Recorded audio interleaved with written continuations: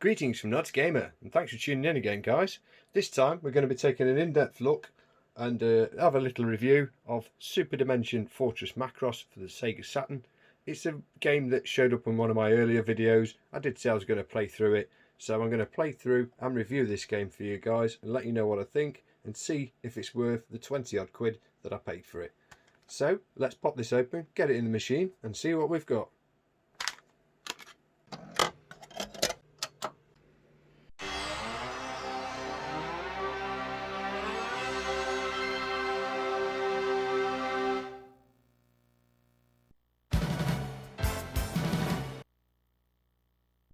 Super Dimension Macross, do you remember love, to give the game its full name, is a side-scrolling space shooter based around the 80s Macross movie.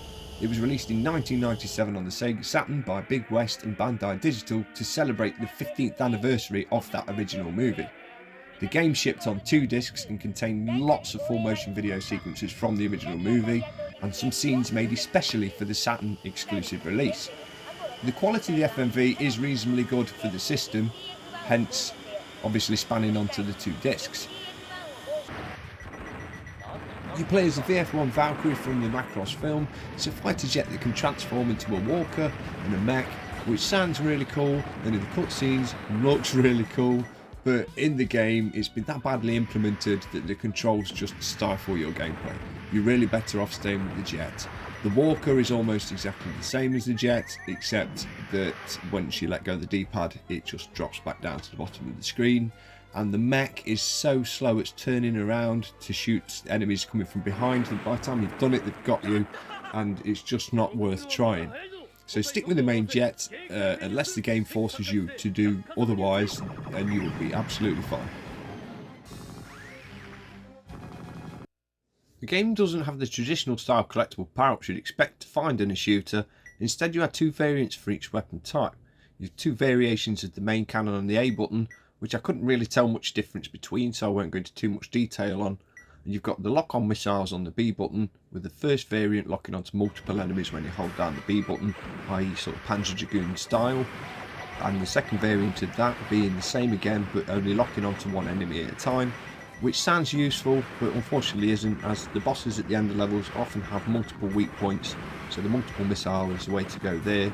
And thirdly, on the C button you have your power bomb, one which is a local area effect around the ship, which is great for getting away from any enemies or bullets coming your way at the last second, and the second is a projectile which does exactly the same but detonates on impact with an enemy, so the choice is up to you there. But once you've chose, that's it for the game. There's no way of increasing the power on these, there's no way of changing the shot types except between levels where you can choose again from one of these 6 power-ups to play through the game. So that's unfortunately it in terms of power-ups throughout this game. Once you're done selecting your weapons, it's on to the first gorgeously animated scene in the game, lifted directly from the Macross film I'm assuming. The FMV is very good quality even for a SEGA Saturn, and the original animation just comes across so well that I had to watch them all even though I don't understand what's happening. But if you don't want to watch them, don't worry guys, these are completely skippable. Just press the start button and move straight on to the next part. Once you're past that, it's straight on to the first level, and immediately you notice there's some lovely 2D scrolling effects, plenty of blasts raining from the sky, loads of sprites, and all of this at 60 frames a second, which looks very nice. But all too quickly we notice something. Something missing. Something that should be there. Something that's key to all these shooty games. Enemies. We have a distinct lack of different types of enemies here. By the time I got to the end of the first level, I'd fought 3 different types. That's not including the boss. That's not brilliant. Unfortunately, this persists later into the game too.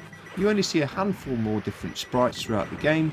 A lot of them are palette swaps, especially when you're fighting the mech suits. You'll notice this one type, you fight in a million different sizes and pretty much every colour of the rainbow. The game's end of level bosses however is where for the briefest of moments it does shine, as these do add a lot to the gameplay, as each level's boss is completely different to the previous with no repeats. They all have unique patterns, they all have multiple different weak points that you can shoot at, and some of them vary in size so wildly they're larger than the screen, which does make for some truly epic scenes and some nice boss fights at the end of the levels. The same thing can be said for the levels themselves, with each one looking completely different to the last one. They've all got some lovely hand-drawn graphics in the background, there's plenty of 2D scrolling going off, loads of sprites, scaling and explosions and effects, and even some transparencies, which is few and far between on the system. The game is easy for the most part, with the only exception in my eyes being level 6. You start out with all of your weapon systems locked, and all you can do to survive is avoid everything. But the problem is there's a lot of everything, and that everything's coming towards you. And if that everything kills you, it's all the way back to the beginning of the level. This game unfortunately doesn't have a life system like most shooters, and it's one life per continue, and once you've died, it's straight back to the beginning of the level. Which isn't a bad thing unless you're trying to play the game on a harder difficulty, as most levels can have some lengthy, scripted unskippable scenes at the beginning, which can frustrate you if you tend to die a lot on those. Other than that little hiccup, it's a relatively straightforward and easy short game. A typical playthrough will only take you about an hour if you watch all the cutscenes, a hell of a lot less time if you skip the cutscenes as well. The game has 11 levels, or phases as it calls them, with the bosses at the end of each one and some mid-level mini-bosses along the way too. That sounds okay for a shooter, but the length of some of the levels is so incredibly short and they offer such little challenge that they needn't exist or should have been extended. Needless to say, after completing the game and saving the universe with pop music and love, you're given an extra option menu on the title screen, which will allow you to watch all of that video back if you want to and look at the stills from the game. Unfortunately, that's about all it has to offer in terms of extras that I could find. While playing on harder difficulties, I don't really see any reason to be going through this game again anytime soon. This is a real shame, as the game really would have benefited from some extra modes and features found in most of the popular shooters of the time. We could have like a boss rush mode, or a range mode, an arcade mode, just to name a few. I mean, more enemy types or player ship varieties wouldn't have gone amiss, but the single biggest improvement would have been a scalable power-up system. This is one of the most fundamentally important things for shooting games, and I can't believe that this major oversight was made. And unfortunately, without any of this in the game, it gives you very little reason to replay it again. It doesn't even have a high score system, and this is usually one of the main attractions to these type of games. A shame, really is a shame, as a few tweaks in this game could have been so much more.